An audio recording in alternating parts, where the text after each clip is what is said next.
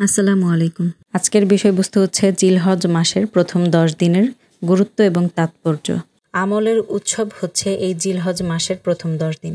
এই জিলহজ মাসের প্রথম 10 দিন সম্পর্কে আল্লাহ পাক সূরা ফজরের মধ্যে শপথ করেছেন। ফজরের কসম ও এই 10ম রাতের কসম।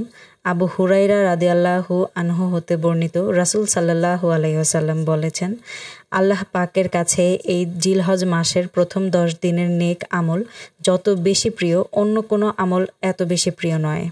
তিরমিজি ইবনে মাজাহ মিশকাতের 128 পৃষ্ঠায় একটি হাদিসে এসেছে, আবু হুরাইরা রাদিয়াল্লাহু আনহু হতে বর্ণিত, নবী সাল্লাল্লাহু আলাইহি ওয়াসাল্লাম বলেছেন, আল্লাহর দিনসমূহের মধ্যে এমন কোনো দিন নাই যে দিন ইবাদত আল্লাহর কাছে জিলহজ মাসের 10 দিনের থেকে বেশি প্রিয়।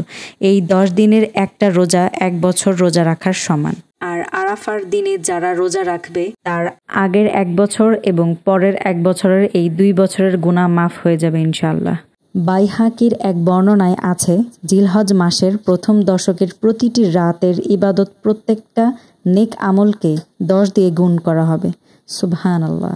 এই জিলহজ মাসের প্রথম 10 দিনের প্রতি দিনের আমল 1000 দিনের সমান এবং আরাফার দিনের আমল 10,000 দিনের সমান।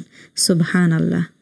আরও অন্যান্য হাদিসে আছে, উম্মে সালামা রাদিয়াল্লাহু আনহু থেকে বর্ণিত, নবী সাল্লাল্লাহু আলাইহি সাল্লাম বলেছেন, যে ব্যক্তি জিলহজ মাসের প্রথম চাঁদ দেখবে সে যেন তার চুল এবং নখ না কাটে কোরবানির আগ পর্যন্ত। যদি কেউ চাঁদ দেখার পর কোরবানি পর্যন্ত তার চুল ও নখ না কাটে সে ব্যক্তি একটি পরিপূর্ণ কোরবানি দেওয়ার সওয়াব পাবে ইনশাআল্লাহ। আর একটি কোরবানির সওয়াব মানে হচ্ছে কোরবানির পশুর শরীরে যে পরিমাণ লোম থাকবে সেই পরিমাণ নেকি সে পাবে।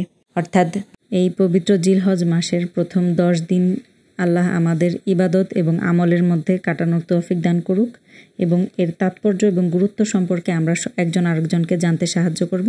তাই অবশ্যই ভিডিওটি একজন মুসলিম হিসেবে আরেকজন মুসলিমের কাছে আমরা শেয়ার করব। আসসালামু আলাইকুম।